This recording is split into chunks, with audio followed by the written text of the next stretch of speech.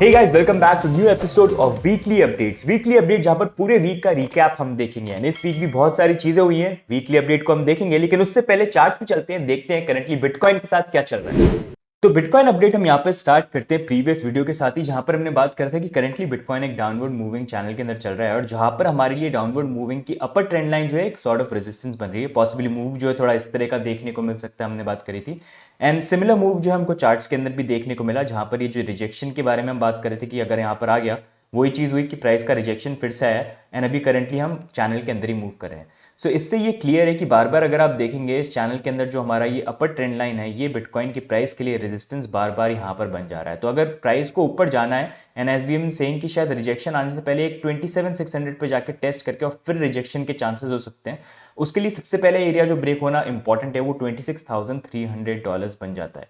जब तक वो ब्रेक नहीं होता है थोड़ा सा यहाँ पर चीज़ें जो हैं ऐसे चॉपी रह सकती हैं। एंड अगर आप देखेंगे यही एरिया 26,300 400 जिसके ऊपर हमारे 20 और 50 मंथली मूविंग एवरेज जो है बैठे हुए हैं, तो इसलिए रेजिस्टेंस का पॉइंट काफ़ी स्ट्रॉन्ग यहाँ पर बन गया है।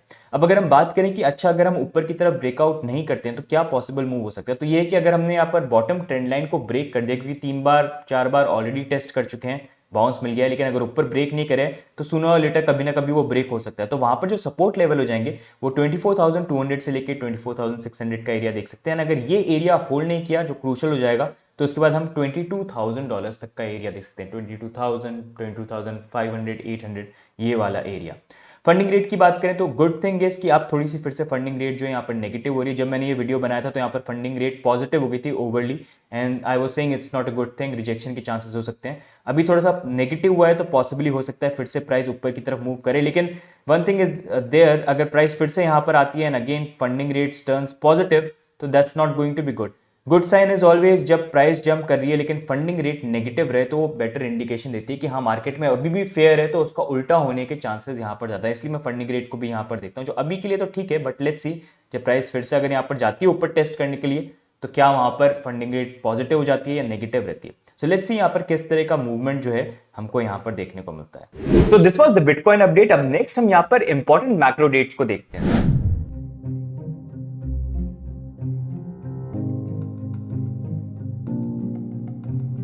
बाकी वीकली अपडेट्स की बात करें तो इस वीक की सबसे बड़ी न्यूज ये थी कि लॉन्ग अवेटेड आईएमएफ और एफएसबी का synthesis paper is finally out. Crypto, IMF and FSB have also given their synthesis paper. जहां पर उन्होंने रोड मैप यहाँ पर आउटलाइन किया है कि आने वाले टाइम पे क्रिप्टो के अंदर कौन सा सेगमेंट, कौन सा डिपार्टमेंट देखेगा, क्या पॉलिसीज लेके आएगा, उसका इंप्लीमेंटेशन देखेगा और कितना टाइम पीरियड यहाँ पर रहेगा। मोर ओवर अगर हम बात करें कि कितने टाइम में हमको ये रेगुलेशन देखने को मिल सकते हैं, तो आप ये मान लीजिए 8 महीने से लेके 1 साल के बीच में धीरे धीरे रूल्स सामने आ सकते हैं। और हमारी फाइनेंस मिनिस्टर जो है उन्होंने भी यहाँ पर इस सिंथेसिस पेपर के ऊपर अपने व्यू पॉइंट्स दिए। The IMF and FSB synthesis paper, including a roadmap. On that, I just want to give my observation. This synthesis paper delves into how the policy and regulatory frameworks developed by the IMF and the FSB alongside the other standard setting bodies will fit together and interact with each other. This paper is now available in the public domain for all of you all to see. FSB is concentrated more on the regulation, and IMF's looked at the macroeconomic implications. So the synthesis paper is something which the G20 membership will go through in detail. There is one more meeting under our presidency for the finance track in Marrakesh. The next meeting was scheduled for Marrakesh, and there the FSB report and the IMF, which is the synthesis report, will be discussed, and the materials are all already available in public domain. So it is for the membership to take a call as to how it wants to move on it. A framework or a template, whatever be it. I don't think we've given it a name as yet. And also to now discuss whether it is going to be a regulation only and not a ban. I'm not getting into that debate. It's up to the G20 membership to take a call on how it wants to move forward. And that you'll get to know more during the autumn meet of the World Bank. अब यहाँ पर जो ये synthesis paper है, what does that mean, उसको लेके हमने already एक वीडियो बना रखा है जो आप चैनल पे देख सकते हैं अगर आपने अभी तक देखा नहीं है। बाकी नेक्स्ट मूविंग ऑन, इस वीक बड़ी कंट्रोवर्सी देखने को मिली गाला के प्रोजेक्ट के साथ, जहां पर सीईओ और को फाउंडर ने एक दूसरे को यहां पर सू कर दिया।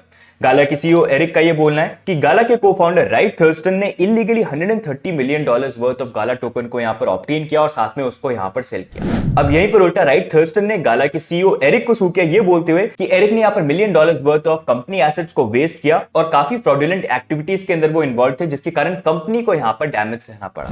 और इस न्यूज का इंपैक्ट जो है हमको गाला टोकन की प्राइस के ऊपर भी देखने को मिला, जहां पर ऑलमोस्ट 30% ड्रॉप गाला टोकन की प्राइस के अंदर यहां पर आ गया। बाकी next moving on, RBI backed NPCI जिन्होंने यहां पर यूपीआई को लॉन्च किया था, उन्होंने ब्लॉकचेन रिक्रूटमेंट को यहां पर स्टार्ट कर दिया है। ये पॉसिबल मूव इसलिए है क्योंकि आने वाले टाइम के अंदर सीबीडीसी का इंटीग्रेशन हमको यूपीआई के साथ भी यहां पर देखने को मिल सकता है, जिसको लेके RBI has been urging CBDC needs to be introduced in a very non-disruptive manner. Therefore, we are following a strategy of calibrated and phased implementation. Recently, we have enabled full interoperability of CBDC with the UPI QR code, and we are also targeting 1 million CBDC transactions per day by December this year.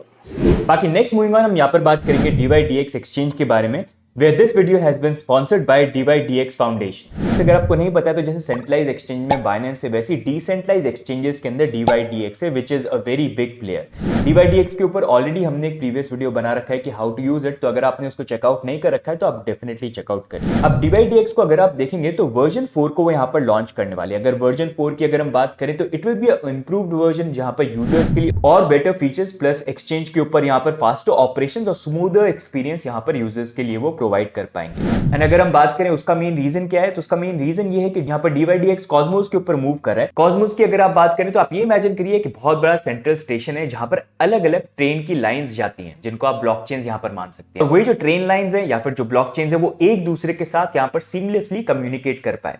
अब वहीं पर ABCI एक component है Cosmos का, जिसको आप ये imagine कर सकते हैं कि वो सेंट्रल स्टेशन का मास्टर कंट्रोल रूम है, विच इंश्योर्स कि सब कुछ जो इन ब्लॉकचेन के बीच में या रेल लाइंस के बीच में चल रहा है वो स्मूथली यहां पर चले और कोई प्रॉब्लम्स यहां पर नहीं है। कॉस्मोस के इसी ABCI फीचर के कारण यहां पर DYDX कॉस्मोस के ऊपर मूव कर रहा है और उससे फिर इनके एक्सचेंज के ऊपर और फास्टर सर्विसेज और बेटर सर्विसेज जो है यहां पर प्रोवाइड कर पाएंगे, प्लस वो एडिशनल फीचर्स भी जो है वो आने वाले टाइम पे यहां पर इंट्रोड्यूस कर पाएंगे। अब DYDX का वर्जन 4 का मेन नेट ये बहुत जल्दी लॉन्च होने वाला है, लेकिन उससे पहले उन्होंने अपना टेस्ट नेट यहां पर 13 सितंबर को लॉन्च किया है। टेस्ट नेट अगर आपको नहीं पता है तो इट्स लाइक अ प्लेग्राउंड, जहां पर आप जाके जो एडिशनल फीचर्स आने वाले हैं फ्यूचर के अंदर, क्या क्या चीजें चेंज होगी, उन सब चीजों को चेक कर सकते हो और आप टेस्ट यहां पर कर सकते हो। तो अगर आप टेस्ट आउट करना चाहते हैं तो उसका लिंक आपको नीचे डिस्क्रिप्शन में मिल जाएगा। बाकी यहाँ पर DYDX के वर्जन 4 की मेन नेट रिलीज की बात करें तो वो अक्टूबर के अंदर यहाँ पर प्लान है। तो डेफिनेटली आप भी जाइए यहाँ पर टेस्ट आउट करिए, यहाँ पर नया फीचर जो आ रहा है। एंड साथ में अगर आप डिसेंट्रलाइज एक्सचेंज को यूज करने में इंटरेस्टेड है तो डेफिनेटली आप DYDX को चेकआउट कर सकते हैं। उसके लिए हमारा प्रीवियस वीडियो भी आप देख सकते हैं कि कैसे आप उसको यहाँ पर यूज कर सकते हैं।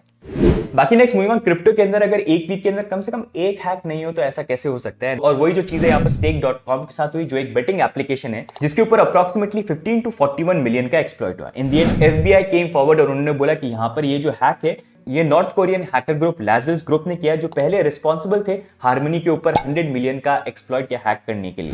इनफैक्ट अगर आप लाजरस ग्रुप को देखोगे तो क्रिप्टो उनके लिए काफी प्रॉफिटेबल रहा है। उन्होंने $200 million worth of total hacks यहां पर करे थे। बाकी next moving on, bitcoin spot ETF को लेकर रेस तो यहां पर चालू है, लेकिन अब इथेरियम के स्पॉट ETF को लेकर भी रेस यहां पर चालू हो चुकी है, जहां पर आर्क इन्वेस्ट और वेनेक ने यहां पर स्पॉट इथेरियम ETF के लिए SEC के साथ फाइलिंग करी है। अब यहां पर ETF की बात करिए तो बात करते ग्रे स्केल, जिन्होंने रिसेंटली यहां पर SEC के अगेंस्ट में यहां पर लॉसूट को विन किया। ग्रे स्केल ने अपेरेंटली यहां पर एक लेटर सेंड किया SEC को, अर्जिंग देम कि प्लीज हमारी ETF की जो एप्लीकेशन है उसको जल्दी पास करिए, इतना टाइम आप मत लगाइए, ऑलरेडी इतना डैमेज हमको यहां पर हो चुका है। उन्होंने यहां पर ये बोला क्योंकि यहां पर ETF का अप्रूवल इतना डिले हो रहा है, उसके कारण उनके जो GBTC शेयर है वो भी नेगेटिव प्रीमियम के ऊपर यहां पर ट्रेड कर रहे हैं। बट यहां पर ये बात हो गई ग्रे स्केल की, जिसकी पेरेंट कंपनी है डिजिटल करेंसी ग्रुप, लेकिन वो खुद ही यहां पर इतना प्रॉब्लम के अंदर है, जहां पर करंटली डिजिटल करेंसी ग्रुप की दूसरी चाइल्ड कंपनी जेनेसिस, उन्होंने खुद ने यहां पर अपनी parent company digital currency group को यहां पर सू कर दिया है और अप्रॉक्सिमेटली $620 मिलियन, जो बेसिकली यहां पर जेनेसिस से डिजिटल करेंसी ग्रुप ने एक्वायर करे थे।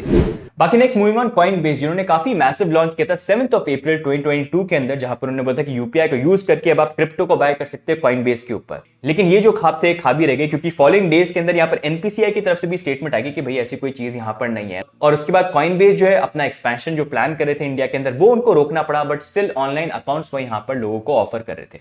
अब उसी को लेकर इंफॉर्मेशन ये आ रही है कि कॉइनबेस अपनी सारी सर्विसेज जो है इंडियन यूजर्स के लिए यहाँ पर स्टॉप करने वाले हैं ऑन 25 सितंबर। प्लस यहाँ पर न्यू साइनअप जो है वो भी स्टॉप कर दिए गए।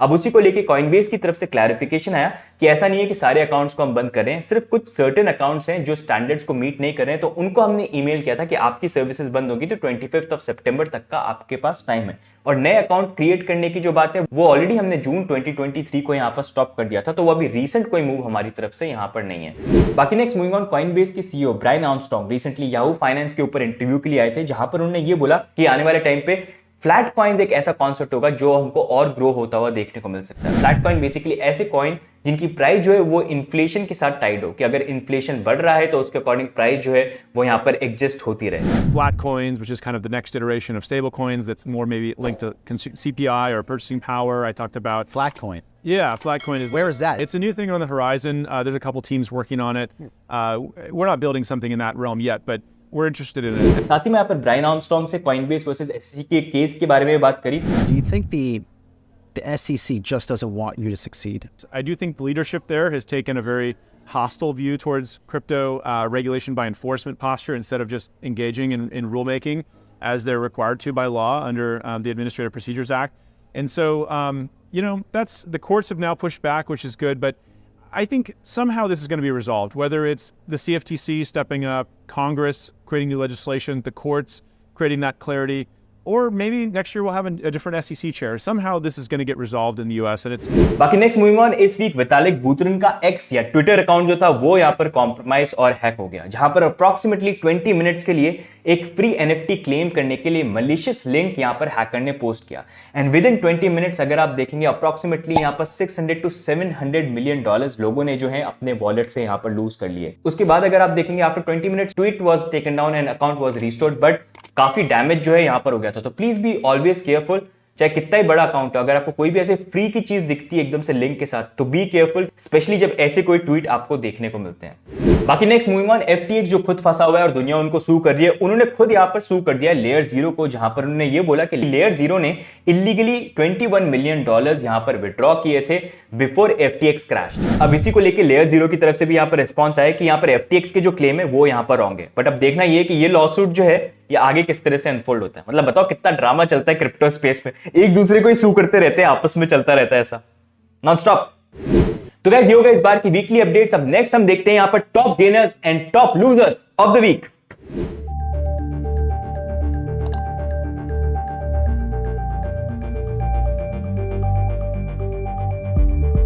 नेक्स्ट हम यहाँ पर देखते हैं fun fact of the week. तो रिसेंटली हमको बहुत सारे यहाँ पर क्रिप्टो कोलैप्स होते हुए देखने को मिले, जहां पर FTX कोलैप्स हो गया, सेल्सियस कोलैप्स हो गया, वॉयेजर डिजिटल कोलैप्स हो गया, ब्लॉकफाई और फिर जेनेसिस ग्लोबल।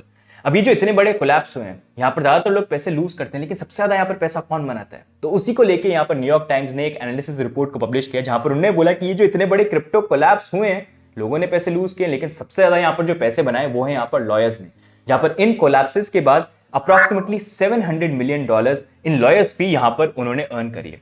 उसका मेन रीजन जो है काफी लॉ फर्म्स का बोलना ये है क्योंकि क्रिप्टो को लेकर कोई रेगुलेशन नहीं है, कॉम्प्लिकेटेड पूरा सब्जेक्ट है, तो इसलिए यहाँ पर जो फीस होती है इन कोलैप्सेस की वो भी यहाँ पर महंगी। मतलब क्रिप्टो में हर चीज महंगी है, कुछ भी कर लो तो महंगा है यहाँ पर। अच्छा लॉयर चाहिए वो भी महंगा है, टैक्स फाइल करने वो भी महंगे, तो क्रिप्टो हर चीज में यहाँ पर महंगा है, पैसा ही पैसा होगा। तो गाइस ये हो गया इस बार की weekly updates. If you like these weekly updates, like का बटन दबा दो, सब्सक्राइब भी कर लो, ट्विटर पे देख रहे हो तो वहां पर भी लाइक कर दो और रीपोस्ट कर दो और कमेंट करके बता दो कि क्या लगता है भाई मार्केट के बारे में, डू लेट अस नो। बाकी मिलेंगे हम नेक्स्ट अपडेट के अंदर, तब तक के लिए bye and take care, see you guys, bye bye.